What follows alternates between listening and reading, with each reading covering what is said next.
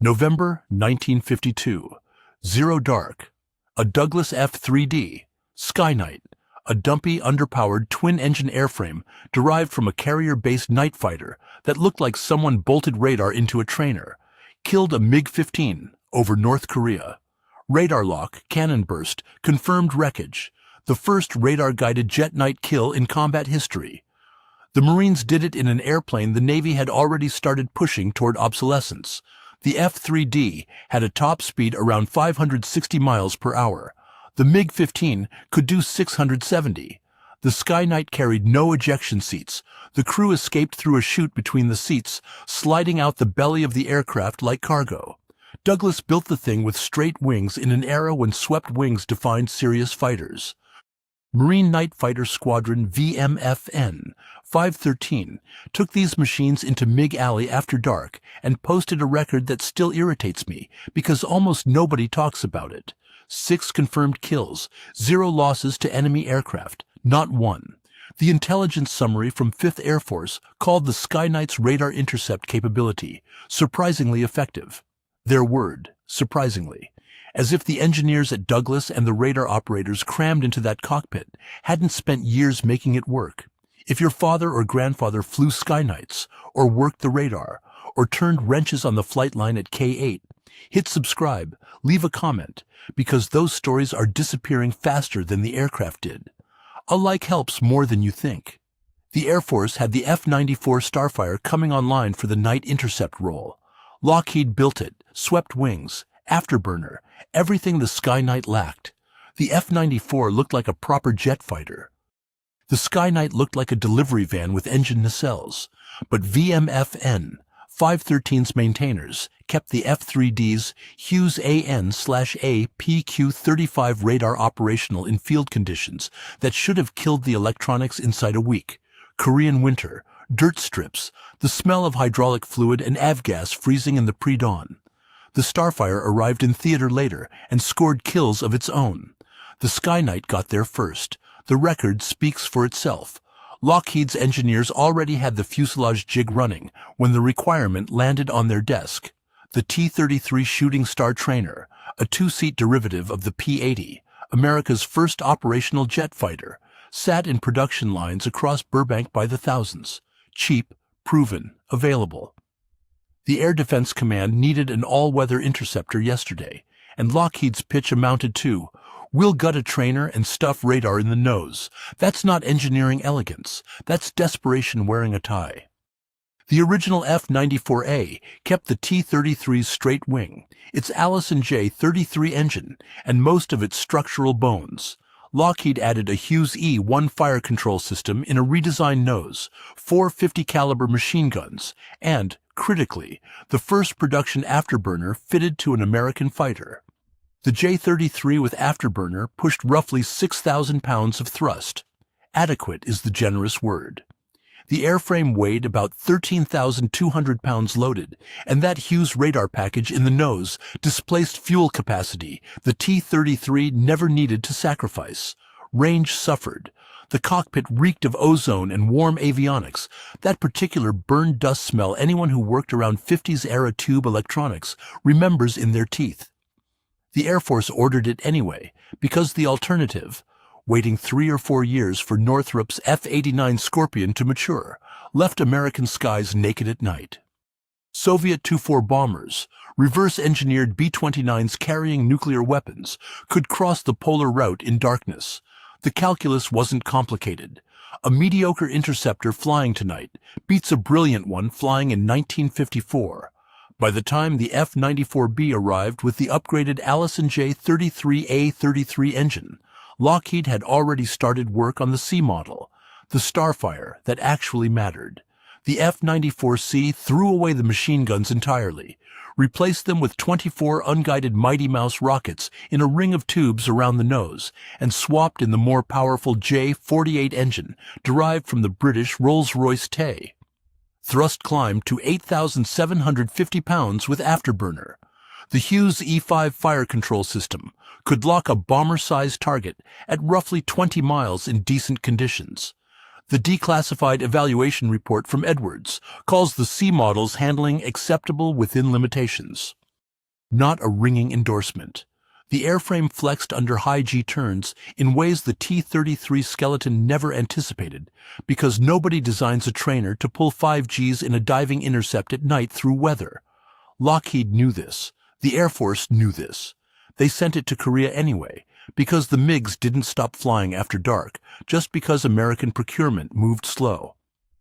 We have no capability to intercept enemy aircraft at night. Colonel T.C. Gruenberg, 5th Air Force, wrote that in a staff memo dated March 1951. The sentence sat in a classified operational summary for decades. Nobody quoted it publicly, because nobody wanted to explain how the most powerful Air Force on Earth couldn't fight after sunset. The F-86 Sabre owned the daytime. Beautiful airplane, swept wings, 650 calibers, and pilots who knew how to use them. But the Sabre carried no radar worth mentioning for intercept work. When the sun dropped behind the Yalu, Sabre pilots went home. After dark, functioning airborne radar and a trained crew decided who controlled the sky, and in early 1951, on the American side, that meant F-82 twin Mustangs, propeller-driven, twin booms, a World War II design hauled into a jet war by necessity. The Soviets and North Koreans figured this out fast. Po-2 biplanes, fabric-covered, absurdly slow, started hitting UN airfields after dark. Bedcheck Charlie raids. They killed men, destroyed aircraft on the ground, cratered runways. An F-94B actually tried to intercept a Po-2 and nearly stalled out of the sky because the biplane flew too slow for the jet's fire control solution to compute. This irritates me more than it should.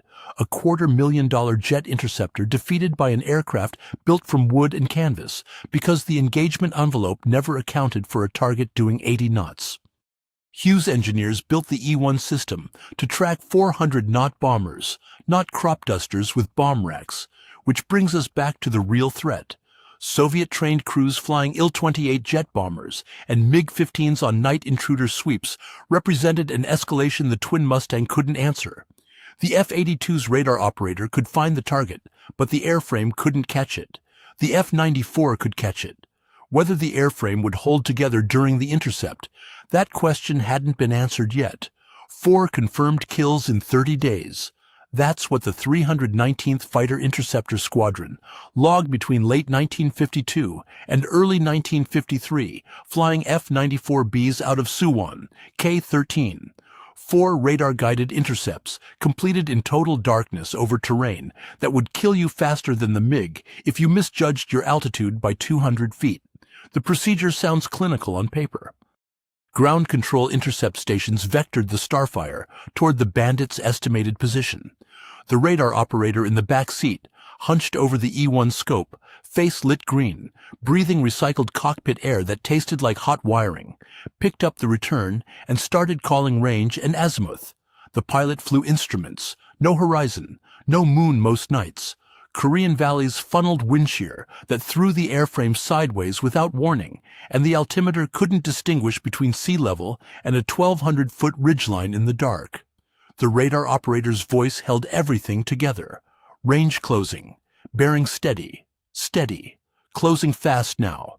Captain Ben Fithian, 319th FIS, scored one of these kills on a night so black the afterburner plume reflected off the cloud deck below and momentarily washed out his forward visibility.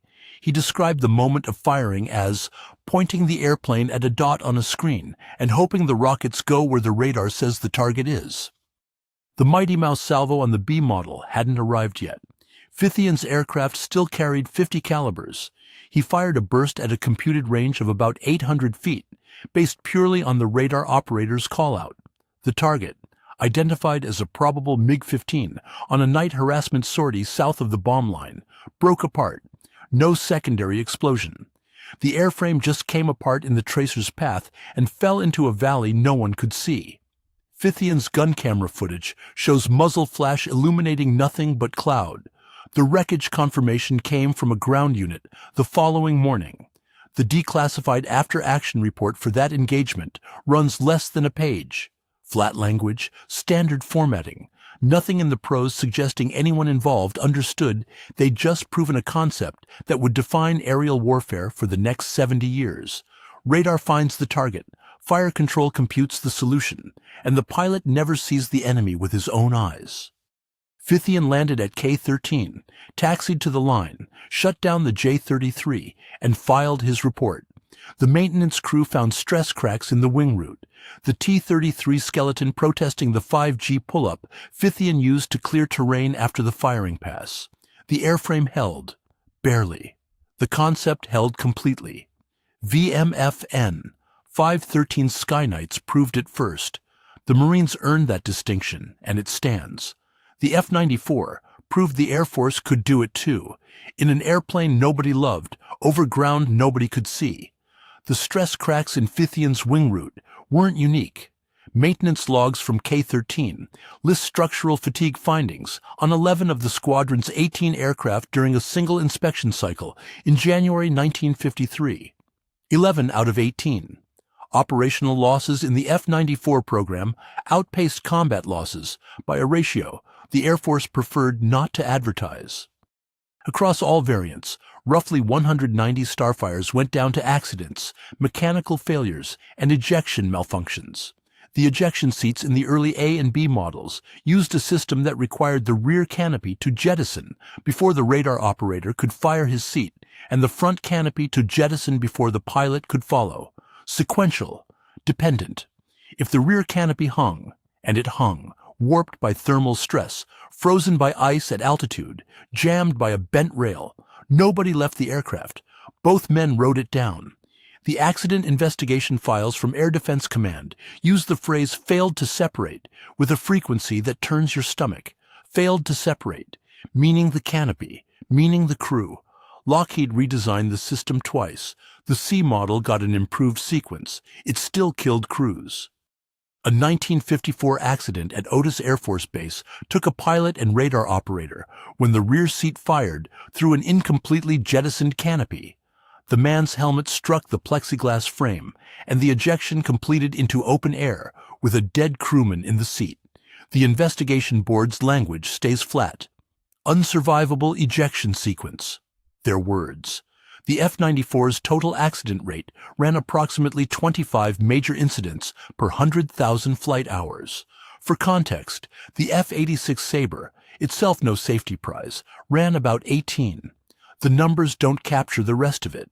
Those crews at K-13, at Suwon, at Nagoya, flew every night the weather allowed, and most nights it didn't. They flew an airframe they knew flexed wrong, with ejection seats they knew might not work, into mountains they couldn't see, chasing targets their radar could barely hold. The 319th completed over 400 night intercept sorties in Korea. 400 sorties in a trainer's skeleton, in the dark, over hostile terrain. The sortie completion rate exceeded 91%. The airplane had no business working. The men made it work anyway. Lieutenant General Gordon Gruenberg, same man, promoted twice since that 1951 memo, signed the operational assessment that redesignated all-weather interception as a primary air defense command mission in 1955. The document cites Korea, the 319th, and 4 night kills in an airframe derived from a trainer, calling the results operationally decisive despite material limitations. The Air Force had spent 4 years proving what Gruenberg's own memo said they couldn't do. In an airplane, most of the brass considered a stopgap. The F-106 Delta Dart replaced the Starfire in the intercept role. Hughes built its fire control system, the MA-1, on architecture that descended directly from the E-1 radar suite the F-94 carried. Same company, same engineering lineage, same fundamental problem solved the same fundamental way. Radar operator finds the target. Computer computes the firing solution. Pilot never needs to see what he's killing. The F-106 did it faster, higher, with nuclear-tipped rockets. The concept didn't change. The F-14 Tomcat's AWG-9 radar and Phoenix missile system extended the intercept envelope to 100 nautical miles. The F-15 Eagle's Pulse Doppler APG-63 gave a single-seat fighter look-down shoot-down capability against targets in ground clutter. The F-22 Raptor fuses radar, electronic warfare data link, and onboard threat analysis into something the 1952 crews at K-13 couldn't have imagined. Every one of these systems answers the same question. The F-94 answered first for the Air Force in combat. Can a jet find and kill another aircraft it cannot see? The Starfire proved the answer over Korean ridgelines in the dark with a 6,000-pound thrust engine and an airframe flexing past its design limits, ejection seats that might trap you in the cockpit if anything went wrong. 855 F-94s rolled off Lockheed's lines across all variants. The last ones left active service in 1959. 6 years of frontline duty before the Century Series fighters pushed them to Air National Guard units and then to scrapyards. Short career for an airplane that changed the way air forces fight at night. The 319th Fighter Interceptor Squadron's records from K-13 fill roughly 2 file boxes at the National Archives: sortie logs, maintenance forms, accident reports, intelligence summaries, most of it declassified in the 1980s. The handwriting on the maintenance forms gets harder to read toward the end of the deployment. Fewer maintenance officers, longer shifts, same 18 airframes with the same stress cracks spreading through the same wing routes. Colonel Gruenberg's March 1951 memo sits in there too. We have no capability to intercept enemy aircraft at night. 20 months after he wrote it, the 319th's after-action report for their first confirmed night kill listed the engagement result in a single line. Target destroyed. No visual contact with enemy aircraft at any point during intercept.